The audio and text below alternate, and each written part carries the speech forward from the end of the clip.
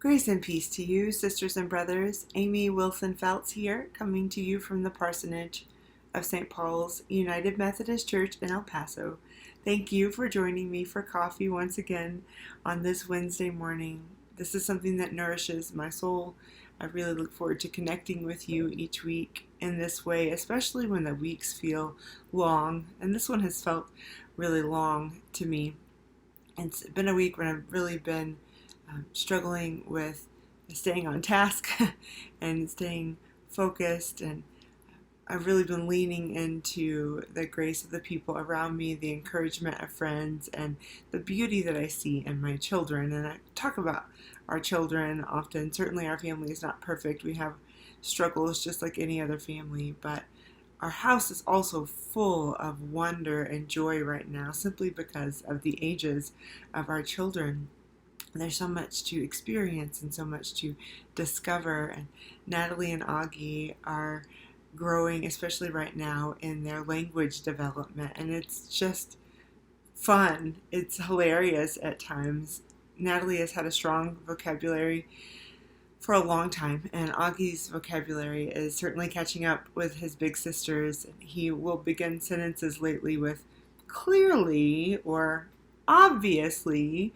It's just so cute to hear out of the mouth of a 4-year-old.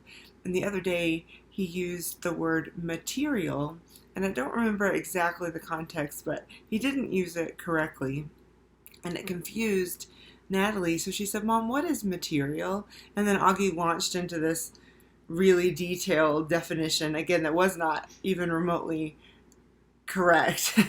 And so we began to try to sort it out together, and I said, "Well, Natalie, material is what something is made out of." And she said, "Oh, well, I am made out of strong. I am made out of strong." I think I've said it before, but Natalie came to us when she was 5 months old. She was a foster child. She came to us right out of the NICU.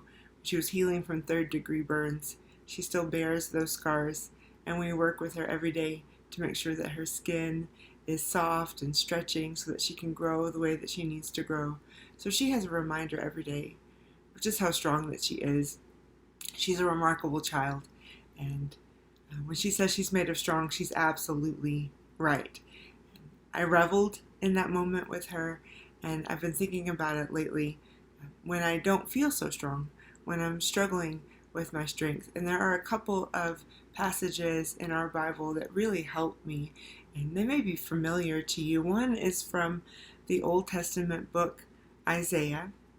The prophet Isaiah says in chapter 40 about our God, "He gives power to the faint and strengthens the powerless. Even youths will faint and be weary, and the young will fall exhausted. But those who wait for the Lord shall renew their strength. They shall mount up with wings like eagles. They shall run and not be weary, and they shall walk and not faint."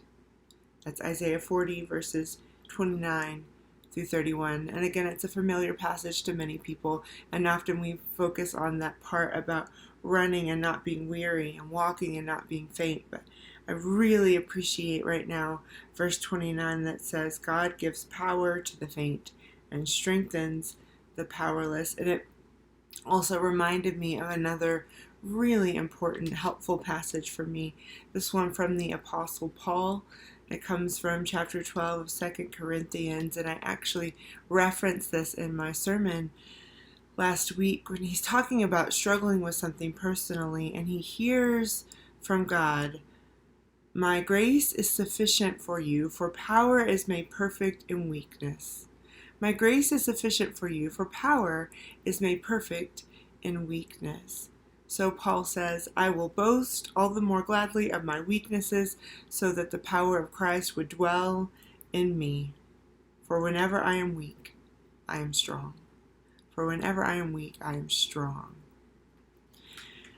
This provides some comfort and some encouragement for me, and I hope that it does for you as well. And I just want to say it's okay to acknowledge your weakness. In fact, that's important because that's when we recognize that our strength actually comes from outside of ourselves, within ourselves as well, but it's grown in us because it comes from God first.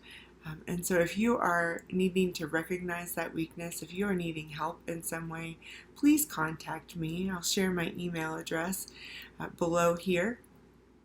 You can call me or text me as well after we make that initial email contact. I will offer pastoral care in the ways that I can. I can also make referrals to a licensed counselor or to a spiritual director. I know that I'm speaking with my spiritual director next week, and I really look forward to that because I know she'll help me process through some things and recognize that I am made of strong too, and you are made of strong too. And it's not because we're never weak. It's because God's power is made perfect in our weakness, because we see that we can grow through our weaknesses and we can connect with others through our weaknesses and we can be strong together. So please don't hesitate to reach out. Know that I am here to help you and to navigate with you, and that I myself have to reach out for help as well. And that means that we are strong because God's power is made strong in our weakness. I hope that you have a great week. I look forward to being with you here again next week, and know that I am available for you. Grace and peace to you.